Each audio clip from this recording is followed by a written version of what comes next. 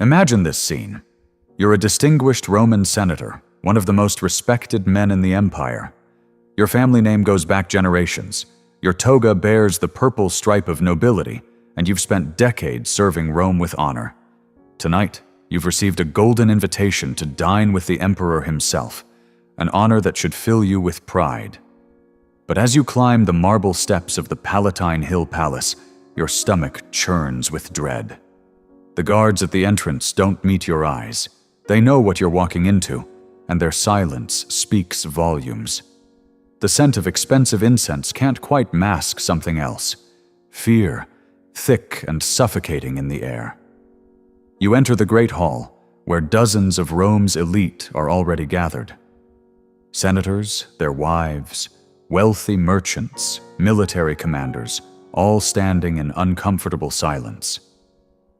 Then you hear it, the sound of footsteps echoing through the corridor, accompanied by manic laughter that makes your blood freeze. Emperor Caligula enters, dressed in silk that shimmers like liquid gold, his eyes bright with an unsettling intensity. He surveys the room like a predator studying prey, then claps his hands together with theatrical delight. "My dear friends," he announces, his voice echoing off the marble walls, "tonight we shall discover who among you truly loves your emperor. Tonight we shall see just how far you'll go to prove your loyalty." What follows will shatter every boundary of Roman decency, turning the sacred halls of power into a stage for the emperor's darkest appetites. This is the story of how one man's madness corrupted an entire empire and how absolute power became absolute corruption. To understand how the most powerful man in the world could transform his palace into a den of sexual depravity and psychological torture, you have to understand how Caligula became emperor in the first place. Born Gaius Julius Caesar, Augustus Germanicus in 12 CE, he earned his nickname Caligula, meaning little boots, as a child when he accompanied his father Germanicus on military campaigns, dressed in miniature soldier's gear that charmed the legions. But childhood for a member of the imperial family was anything but innocent. By the time he was 7, Caligula had witnessed his father's mysterious death, possibly by poisoning ordered by Emperor Tiberius. He watched his mother, Agrippina the Elder, and his brothers disappear into exile, imprisonment, and eventually death, victims of the paranoid machinations of imperial politics. Imagine being a child and knowing that at any moment the knock on your door might be your last. Caligula learned to survive in a world where showing weakness meant death, where trust was a luxury no one could afford.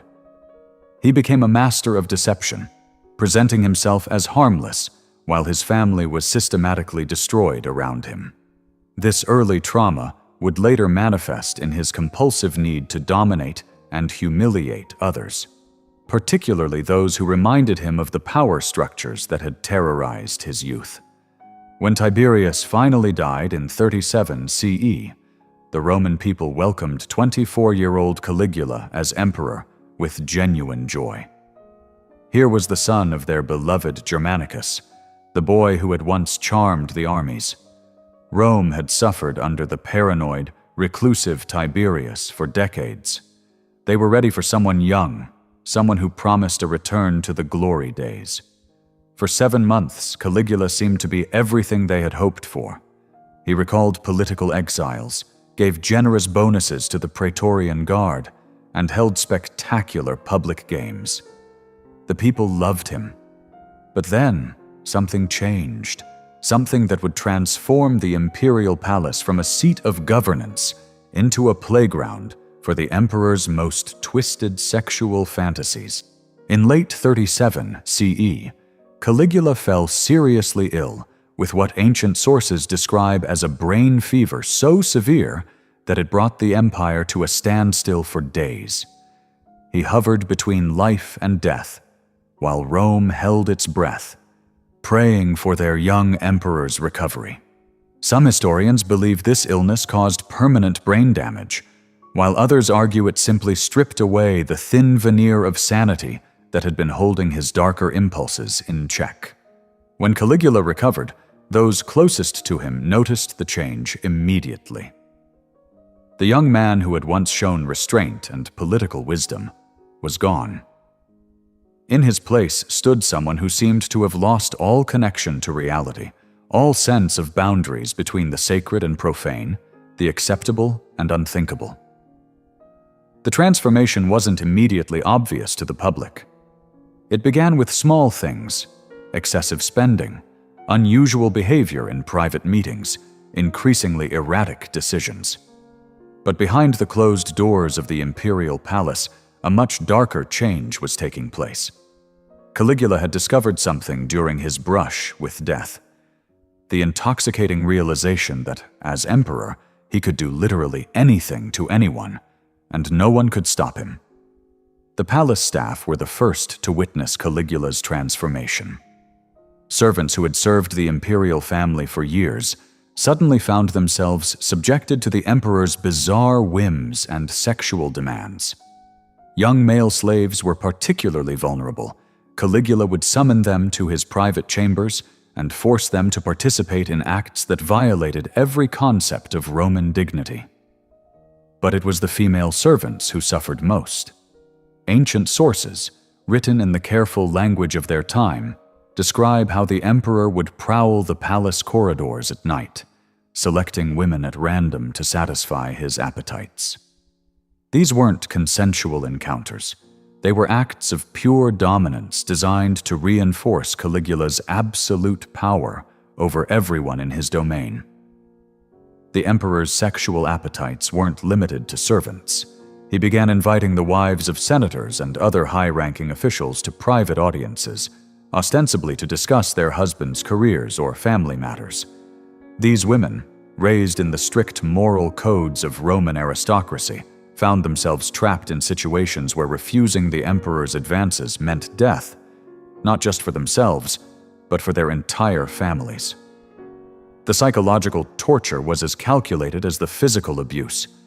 These proud Roman matrons, who had once commanded respect throughout the empire, were reduced to sexual playthings for the emperor's amusement.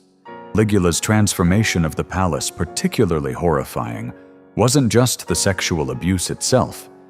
It was how methodically he used sex as a weapon to destroy the Roman social order. He understood that by forcing the empire's most respected citizens to participate in or witness acts of sexual degradation, he could break their spirits more completely than any torture. The emperor began hosting elaborate dinner parties that started as normal social gatherings, but inevitably devolved into orgies.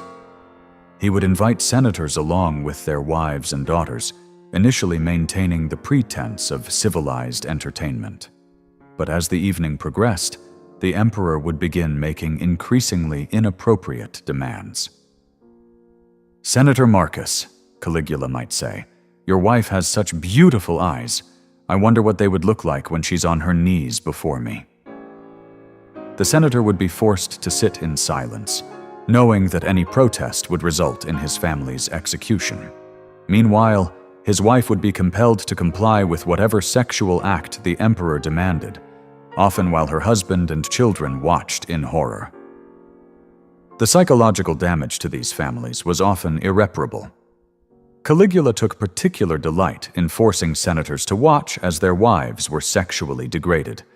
He would arrange special seating so that husbands had clear views of their wives being forced to perform oral sex or engage in intercourse with the emperor or his designated partners. The men's faces, a mixture of rage, helplessness, and shame, seemed to provide Caligula with as much satisfaction as the sexual acts themselves. The imperial palace complex on the Palatine Hill underwent physical modifications to accommodate Caligula's increasingly elaborate sexual fantasies. He commissioned special chambers designed specifically for group sexual activities, complete with elaborate staging and viewing areas. The emperor's bedroom became a particular source of terror, equipped with viewing areas and multiple entrances, treating intercourse as a public demonstration of his absolute power. Caligula also established what could only be described as a brothel within the palace walls, staffed by the wives and daughters of senators who had fallen out of favor. These women were forced to service not only the emperor, but also his guests, foreign dignitaries, and sometimes even common soldiers, as a form of ultimate humiliation. The emperor would often personally oversee these activities, providing commentary and direction like a theater director staging a play. Perhaps most shocking of all was how Caligula incorporated sexual degradation into the religious and political ceremonies that formed the backbone of Roman civilization. Traditional rituals were perverted into opportunities for sexual humiliation. During formal Senate meetings, the emperor would sometimes demand that senators' wives perform sexual services, making the act of governance inseparable from sexual degradation. Religious ceremonies were similarly corrupted. Caligula claimed divine status and demanded that religious rituals include sexual acts performed in his honor.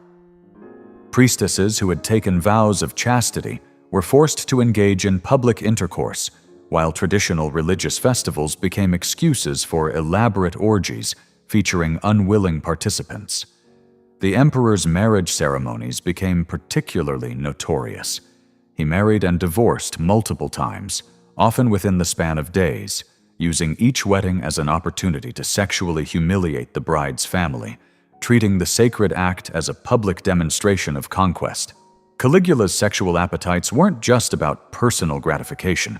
They became a form of economic terrorism against Rome's wealthy families. He would demand sexual access to the most beautiful women in exchange for their family's continued safety, creating a grotesque marketplace. He even established a formal taxation system based on sexual services, sexual slavery imposed on the empire's most privileged classes. Women who tried to resist faced horrific punishments, some forced into public sexual acts or sold into actual prostitution. The message was clear. No one, regardless of birth or status, was beyond the emperor's sexual reach. The impact on the women forced to participate was devastating and long-lasting. Raised in strict moral codes, they were reduced to sexual objects, suffering profound psychological trauma. Many attempted suicide, but their families faced collective punishment. Caligula delighted in breaking their spirits, using them as examples. Even more psychologically devastating was the forced complicity of Roman men.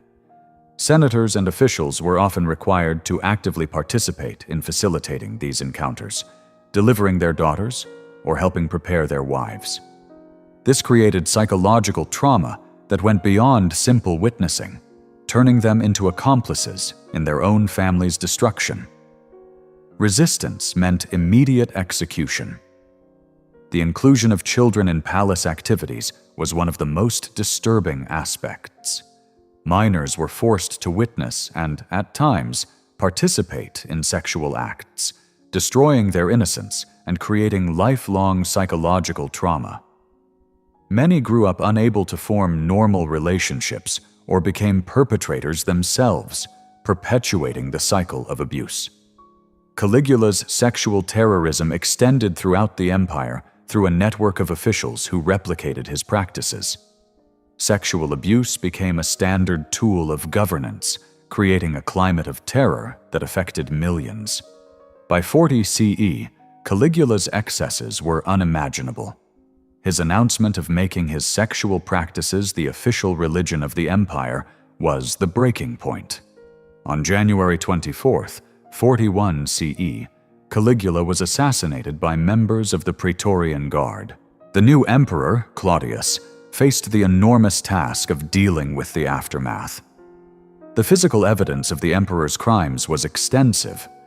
Rooms equipped for sexual torture, collections of pornographic art depicting real palace victims, detailed records of sexual encounters that served as blackmail material against prominent families. Much of this evidence was quietly destroyed, not out of respect for Caligula's memory, but to protect the victims and their families from further humiliation.